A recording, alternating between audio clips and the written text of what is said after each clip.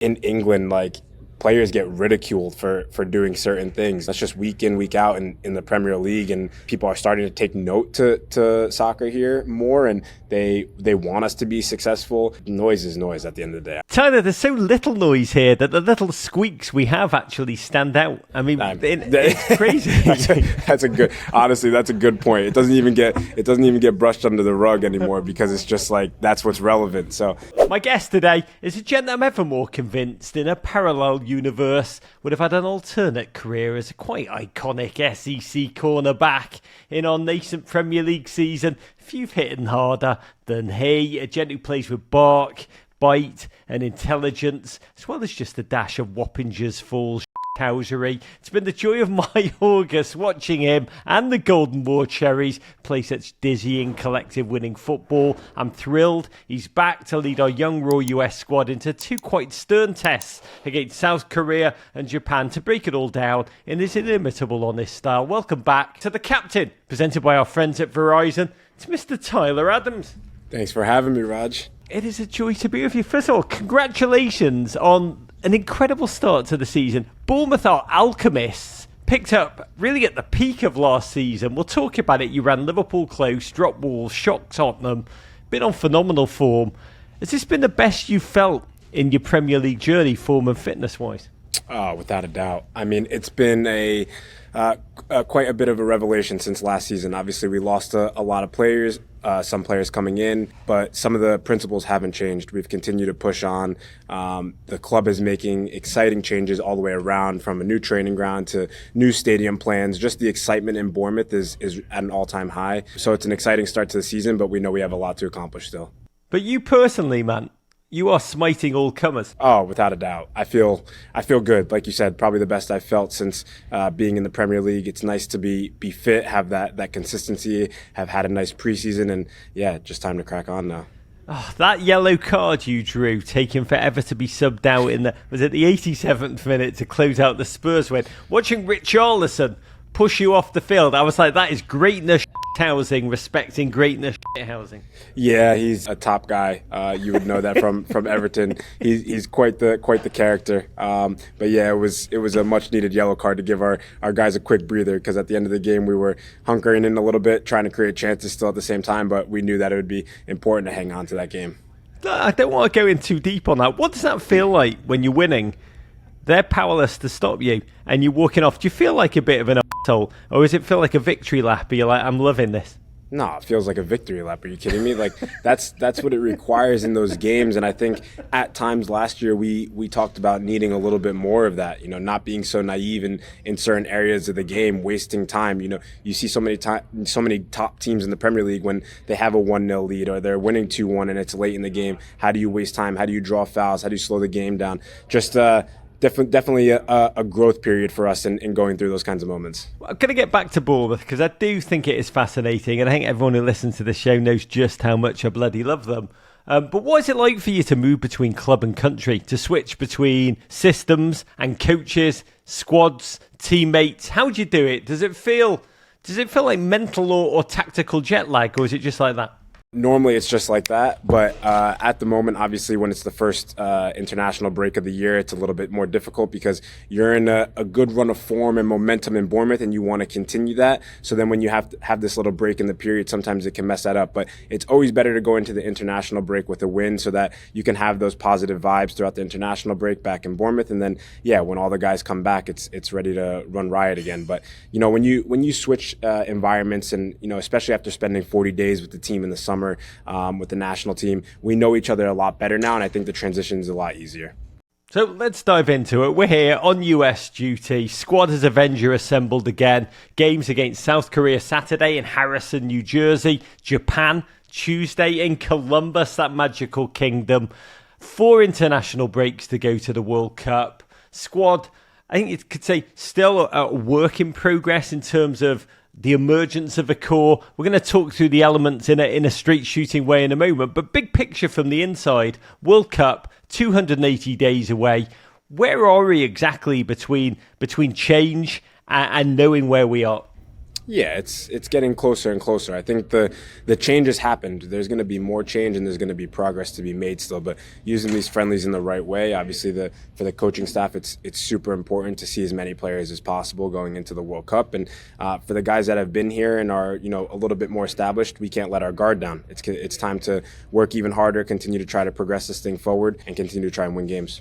Before we go any further, we do want to mention this episode of The Captain is brought to you by our friends at Verizon. Verizon, they're an official sponsor of the FIFA World Cup 2026. They will be your ultimate connection to the beautiful game on the journey to the 2026 World Cup. Verizon is committed to enhancing your World Cup experience every step of the way. Together, we're building unparalleled, exclusive, truly once-in-a-lifetime experiences for Verizon customers. Verizon will power your passion, give you more access to make every match, every goal, every amazing moment unforgettable. Stay tuned for more magical updates from Verizon as we march to the 2026 World Cup together. And in truth, we can do nothing at this network without Verizon. They power everything we do.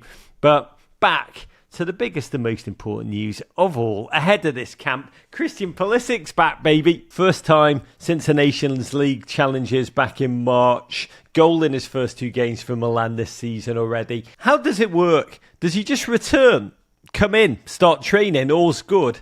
Does the football just flow? Or is there a moment of acknowledgement? Does he say, lads, I'm back, we doing this? Is football like real life, or is football just like only the football talks? No. It's he comes back in. He's a friend of all of ours now. And I think that's the most important thing that we don't forget is, he took this summer to regenerate, get his body right, and he's firing on all cylinders already. And you can see from the first training sessions how sharp he is, how ready he is, how happy he is to be back. And it's a breath of fresh air for everyone. We're excited to have him back and put all what happened in the summer behind us because, at the end of the day, he's a friend of all of ours. This sounds like a stupid question, but just bear with me because I think it's important. Can you explain from the inside how this team feels different? How it plays different when Christian's on the field from when he's not. We've seen him lift the team to its highest heights. He can occasionally be very frustrated when we struggle. What does he bring, and how does the team need to be set up to have him really thrive? Christian is a player that can make something happen out of nothing. And it's very rare to find that in a team. And when you have a player of that quality that you could say, the game is tight, give him the ball and, let him go 1v1 or find a solution or create something. That's a rarity in football. And you could see he does that in Milan week in, week out, and he's that guy, and he's that guy for us. So to have him back in the squad, it gives a confidence to everyone around the team that if we just stay in games and we continue to compete, that he could be that guy that makes something happen when we need it. Do we need to do something, Tyler, to bring the best out of Christian? Or is it just like in moments, he's going to be that moment player? That's what international football is. Less systems, more moments. Yeah, it's exactly that. He creates moments, like I said, out of nothing. And when he's in his groove, wow, it's fun to watch and fun to be a part of. And we just need to continue to try and get him the ball in the right situations to have success. Christian's back, but there are so many new faces in this squad, so many newcomers. How's the mood at camp compared to camps past? How would you describe it? It's really, really good. I think the vibe has been great. A lot of, like you said, new faces getting their first opportunity. And it's a little bit of a learning curve, I think, when you get that first opportunity to play for the senior national team. But it's great to see the eagerness, the hunger to improve, to learn, to continue to try and develop, because there's so many players in here that are going to be important for us moving forward. What has Pochettino's message been? Because this squad from the outside feels so experimental. Is it talked about like that this is about opportunities? Or is it more like, this is it, you're my boys, let's do it?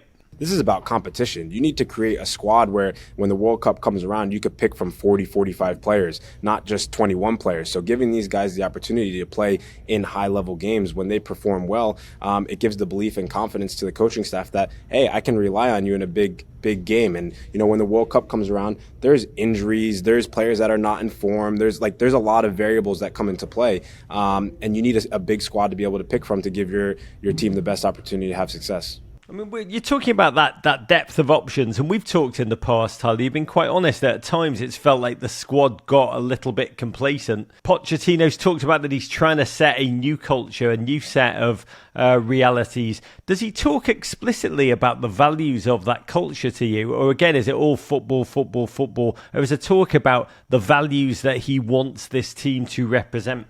Yeah, no, I think one of the things he emphasizes is that, it's not about any individual. It's about playing for each other. We showed clips throughout the Gold Cup of, guys getting in scraps and guys coming over and backing each other up. And, that's what makes a team. You have each other's back in the toughest moments, and you go through the good moments and you celebrate success. And when you look at our squad now and you look at how young our team is and how many players have experience, it's important for these games to be important. Every single game, every single camp holds an important value going into the World Cup. And he's emphasized that. But it's about the collective at the end of the day. It's incredible to see a number of strikers back in our loving arms. I've got to say, we're seeing Flo Balogun with the squad for the first time under Mauricio Pochettino. Welcome back, you beautiful human being. But I am so thrilled to see Josh Sargent back.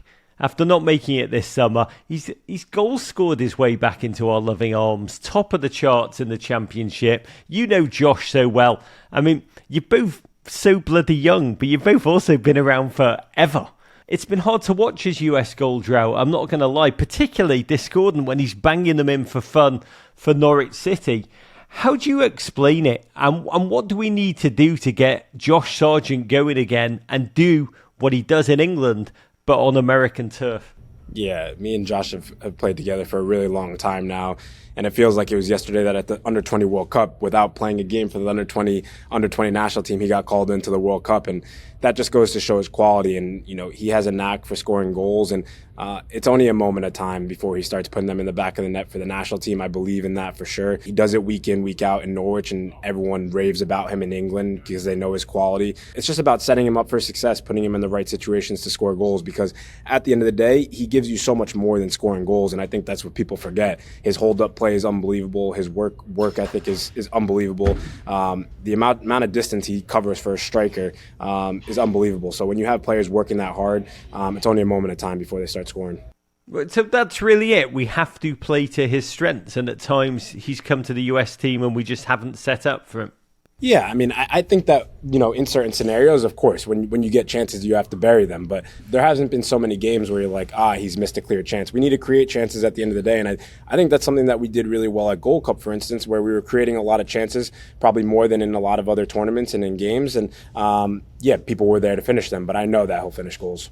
Let's talk about the midfield. A lot of headlines. No Weston, no Brendan Aronson, no Yunus Musa, no Johnny. Looking at it, you are once again the Ibiza final boss of our midfield core. It's a young, raw cohort. I adored Diego Luna. Back. Maverick hustle. He's almost like a throwback to US men's national team eras past. Sebastian Berhalter, LDLT, Luca De La Torre, Jack McGlynn. Oh, what a hammer.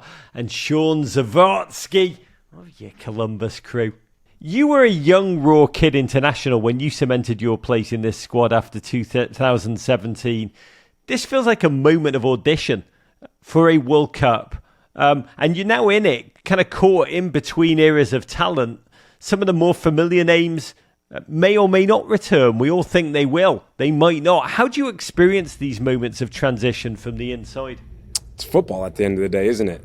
You have to take your chance when it comes. And, when I look back on the opportunity that I had to come into the national team, it wasn't so much a do or die situation. I knew that we were going through a period of change, and hopefully if I continued to play well in my club environment, I'd get the opportunity to get called in and develop with the growth of the national team. Whereas now I think that when you get called in, it's time to show what you're capable of in the lead up to a World Cup. Like these friendlies, like I said, have a lot of value. I think being able to play alongside a core group of players helps these players, ease their way into the national team, and is important. And I kind of view my role as that. I want to be the consistent player in the team where I'm able to help these guys ease in and not really fear the consequences of making a bad pass or doing something. Like that's all normal in the process. So I just want to continue to try and be that consistent player for the team. You're in training, we're not. Who should we be excited about, Tyler? Who's caught your eye?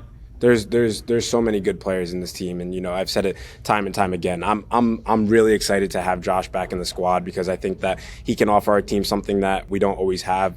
Just the combination and hybrid of his hold-up play, his runs in behind, his ability around the goal.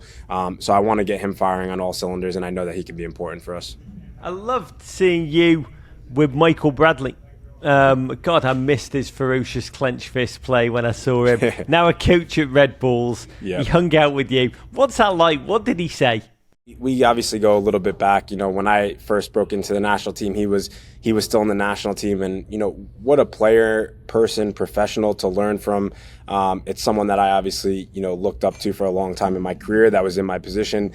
Being able to wear the number 4 now as well.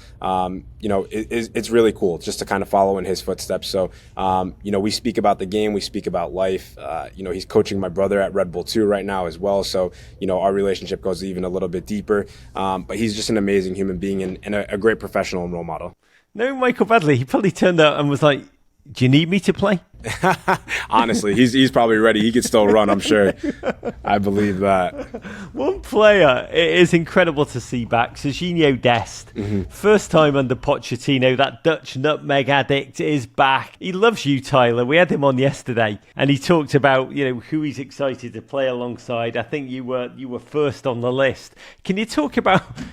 I mean, he's an inimitable character. Sergiño Dest is just different. What does his presence in camp as a real bolt of energy and on the field, what does that bring? He's just confident on and off the field. He's quite the character, to say the least. And honestly, I think he's probably a little bit misunderstood by a lot of people. And I've had a lot of good conversations with him as a person and on the field as well. And his love for the game and the love for the team runs deeper than people think. When he was, I can't even think of how old he was, maybe 15, 16 when he started playing for the youth national teams, maybe even a little bit younger. And his passion to play for the U.S. and represent the country, and also his relationships that he has with everyone on this team are important to him. So it's great to have him back in the squad because, to be honest with you, when he went through those injury problems, I saw a lot of what I went through and what he had, and I had conversations with him about it, and I'm like, it will take time. Like, don't be impatient with yourself and don't be too hard on yourself, because he is that type of person. If he has a bad game or if he has something like that, he's quite hard on himself because he expects the best from himself, and we know that we expect a lot from him as well, but it takes time, and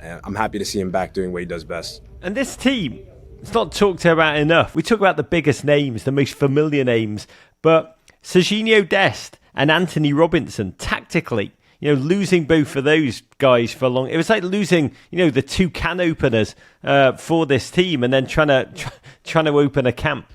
Absolutely. No, we rely a lot on our fullbacks in the way that we play. And when you have two fullbacks of that caliber, obviously losing them is very difficult because they both offer something completely different. Antonee just getting up and down the pitch and creating stuff out of nothing, and Sergiño literally can dribble from one end of the field to the other. So when you lose both those variables, it becomes a little bit difficult. But at the same time, again, it's a test of our depth. And, to have Alex Freeman come in and continue to get opportunities to play, and then to have Max Arfston come in and, get these valuable games and experiences where, if something happens and we need a backup and we need someone, or if we need a starter in a big game, and just the personnel that goes to each opponent, we have options now, and that's important. We talk about Sergiño Dest being a true character of US football on the men's side right now. Amidst all the gents in camp, who are the glue guys? Who are the warmest, funniest guys who bring the core of this squad together?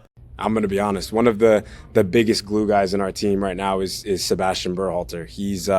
He's just someone that you could tell has been around the environment a lot, understands people, and I'm sure that's growing up in and around that culture. But he's just an amazing person. He's hilarious. He's one of the guys that I hang out with a lot. So yeah, he's going to be one of the big glue guys for us. It is incredible to have a US squad with a Berhalter and a Klinsmann in under Mauricio Pochettino. Yeah, it's pretty cool. And Jonathan Klinsmann as well is one of the guys that I played with in the under-20s as well. So I know him from the past. And it's great to have these guys back in and around the group because, again, opportunities are there to be had. We need to get Kenny Arena back. And that'll be the last change before we get over the top, baby. Literally. Oh, my God. Who's the toughest guy to go up against in training? And what? Toughest guy to go up against? I mean, we have so many good players. Luka's one of my favorite players, Luka Del Torre. He's so good on the ball, so tidy on the ball. He's one of those guys in training that you want on your team because he doesn't lose the ball. But when you play against him, you're like, why does he never lose the ball? So Luka's one of those players for sure. What's one thing fans don't see about this US men's national team group behind the scenes? You're experiencing it all in training. What's the one thing we should know, Tyler?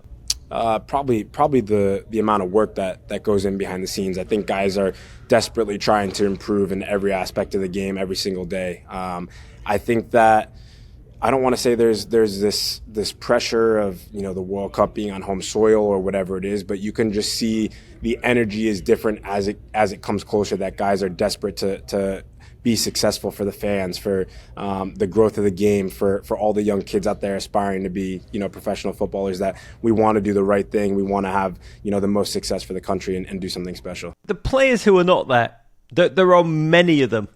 Do you speak to them? Are they in touch? Or in football, is it out of sight, out of mind, and they know to leave you alone when camp is in session as you would them?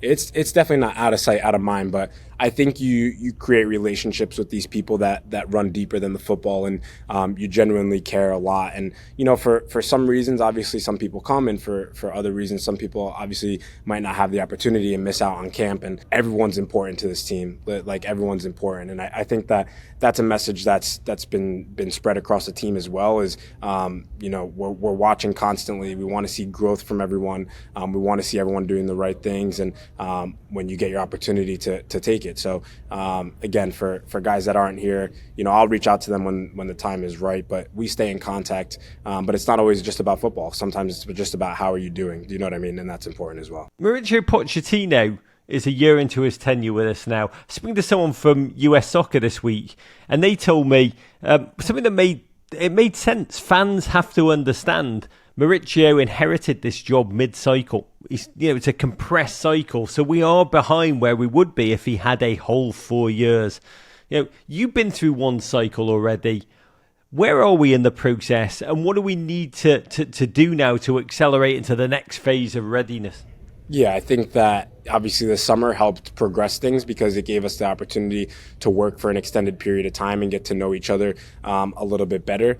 But that being said, it's exactly what you said. It hasn't been a full cycle. And, I had a full cycle under Greg, and I know the significance of what it's like to go through multiple tournaments, go through a qualifying process, go through a lot of tough times together and ultimately have growth from those. And when you're in a compressed cycle like we are right now, and Mauricio inherits it, kind of mid-cycle after obviously Copa America, there's not so many valuable games in a World Cup to play that we've already qualified for. So, to go through a lot of those ups and downs, it looks a little bit different because the consequences aren't as high. So I think for us now, it's about using these games and friendlies that we have against, opponents outside of the ones that we normally play to play well. Lots of noise from outside of camp. I think Landon Donovan called the squad head-scratching. There's now like a whole debate about whether pundits should say anything, shouldn't say anything. I've got to be candid. Compared to other nations, there's so little noise here from past players compared to England, where you play, where everybody has a TV show or a podcast. I'll be honest, I often wish there was more noise here because it shows people care that the game is bigger, that it demands it. Yeah. Do you hear the noise? Do the players see social media? Do they care what American pundits say? Do they take note? Do they talk about it? There's always noise in everything you do. In any pressure environment or professional sport, whatever it is, there's always going to be noise. But, it's funny that you said that because I said the same thing the other day that, in England, like, players get ridiculed for doing certain things. Do you know what I mean? Like, and playing a certain way and whatever. And like, that's not only with the national team, that's just week in, week out in the Premier League and what it takes and the high demands and how result-based oriented everything is. Like, that's just the way it is. And that's how it is in football as well. And I think that, I think people are starting to take note to soccer here more, and they want us to be successful deep down. But noise is noise at the end of the day. I mean, I'm not one of those people. Tyler, there's so little noise here that the little squeaks we have actually stand out. I mean, it's crazy. That's a good point. It doesn't even get brushed under the rug anymore because it's just like that's what's relevant. So at the end of the day, it is what it is. Let's talk about the game. South Korea of Son Heung-min. I thought he played for us now. Japan of Karo Mitoma and Endo. They're two bloody good teams. They are disciplined. They are organised. They're well drilled. They're so comfortable on the ball. They will be ready to jump on any mistake that we make. They're kind of a Bournemouth of bloody international 100%. football. Can you talk about what you've seen in planning? What should we expect? No, they're both really good squads, and I had the opportunity to play against Japan before in the lead up to the World Cup in Qatar, and that was not the best send-off game, so to speak. It was not the most fun game I've played in my career, and that just goes to show some of the squads that we're going to come up against come World Cup time and who we can get drawn against. So to have the exposure to these teams is going to be important. I'm familiar with so many of their players that whether they play in the Premier League or La Liga or wherever it is. I've played with some of them before at Leipzig. It will be a tough battle. It's really going to be a true test. What's that like, Tyler, when you're in midfield? That Japan game, my God, I'd forgotten about that Japan game. But our midfield was overrun. Sam Lewis talked about playing Spain for the first time. She said there's just moments in the match where you are so confused and you are barely hanging on. I mean, these are two teams that are going to test our very, very young midfield. What does that feel like in those moments? I mean, against Japan in that game, I was chasing shadows, so I can't really tell you what it felt like. I wasn't coming anywhere near the ball, and it's just one of those games where you're like, did we get something wrong tactically? Is it just not our day? What really is happening? But no, it is a true test, and I think this is where you test your structure and how well you can do with and without the ball. Like when you have the ball, how can you value it, and without the ball, how can you win it back and create chances? So it's going to be one of those tests. It's going to be one of those tests, and it will be played out in front of many members of the Adams family. The game is in New Jersey. Yeah. Your family, I know your family. I love your family. They are proper New York. Do they venture out into New Jersey? Has there been a fight within the Adams family for tickets? How many have you got coming? I got a lot of people coming. I mean, I'm guessing 30 right now, more or less. And there's no fights. They try not to come to Jersey too often. We're not big Jersey people. It's just for Red Bull occasions. So I leave that to Sarah. She's the one that claims Jersey. I'm not a Jersey person. All those car rides to training over and over, those 5-hour, they took their toll, Tyler. Yeah, I mean, I think we ended up spending more time in Jersey than we did in New York. I don't know why we never just moved down here, to be honest. It's crazy. The allure of Wapping just falls. You'd be a different person if you had. You'd be more complacent, man. That's true.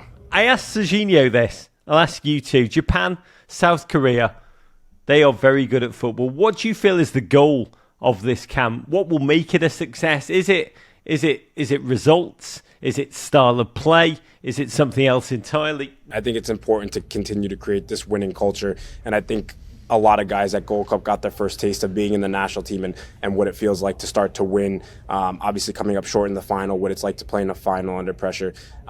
These two games for me it's important to have a lot of the new players understand the way that we want to play. I think that seeing a collective unit out there, that you can see a clear way, that a cohesive way of playing together, even with unfamiliar faces in the team, is important. So getting those guys comfortable in the way that we play, making sure everyone is on the same page is really important. I want to talk to you about the ferocious Bournemouth Golden War Cherries. Charged into the first international break in 7th place in the Premier League table, ahead of Champions League teams like Manchester City and Newcastle. Even more impressive, you're just 2 places behind Everton Football Club. Last weekend's 1-0 win against Spurs. Your manager, that quite singular human being, Antonee Irola, he said, quote, "This team has character. I would like to keep this character." Tyler, 3 matches in, what do you think are the defining characteristics of this young Bournemouth side? How would you describe that character? I would say that we're fearless. The way that we play is aggressive. We take chances, and we're not really afraid of the consequences, because that's what we practice. That's the way that we train. That's the way that we do things. And so many teams could have lost the players that we lost and been like, it's going to be a tough season. But instead, the club has done an amazing job of bringing players in that, people didn't believe would be of the quality of the players that we lost. And it's hard to believe that when you lose players to PSG, Real Madrid, and Liverpool. But at the end of the day, these players have come in and filled shoes almost immediately. So, I'm really proud of the team and the way that we played. Having the first game against Liverpool was difficult, but we left the game saying we could have gotten more from that game, and we can continue to push. So that's important. I'm not going to lie. I last saw you in person. We were in Bournemouth together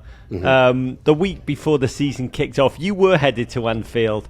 I'll tell you now, I feared for you, to be honest. I really did. You were You were just like, yeah, we're going to go. I can't wait to first tackle with Kirkes. You were like, I'm so there. But, you mentioned it. You'd lost your almost entire backline. Sold to Real Madrid, Liverpool, PSG. But that performance was electric. Sergiño unstoppable. You came back from 2 goals down.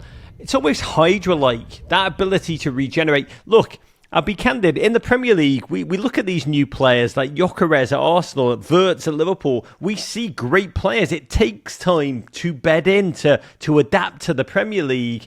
You had a defender, I think, was it Bafude Diakite? Yeah. He'd come in 36 hours before kickoff and was unbelievable. What is the secret?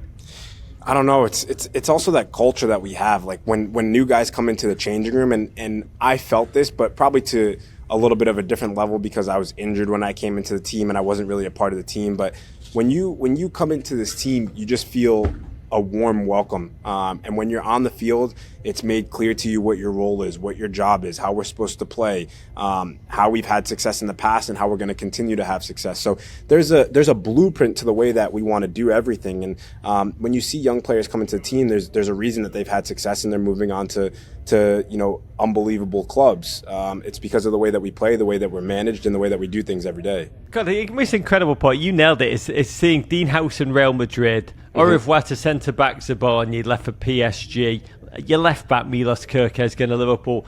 But despite that, you've kept 2 clean sheets. I mean, that's insane to remain so strong at the back when the entire back line has shifted. Yeah, structure. We believe in our structure. Antonee continues to emphasize the details of the game of how we need to continue to defend. And our biggest chances come from good defensive moments. So when we defend really well, we create unbelievable chances. And that's a strategy that he's kind of ingrained in us, and we believe in it. I've got to ask you, did you speak to Milos Kirkes before kickoff at Anfield? No, not before. I don't speak to guys before. After the game, I spoke to him just to check in on him. But after the game, I did. Locked in.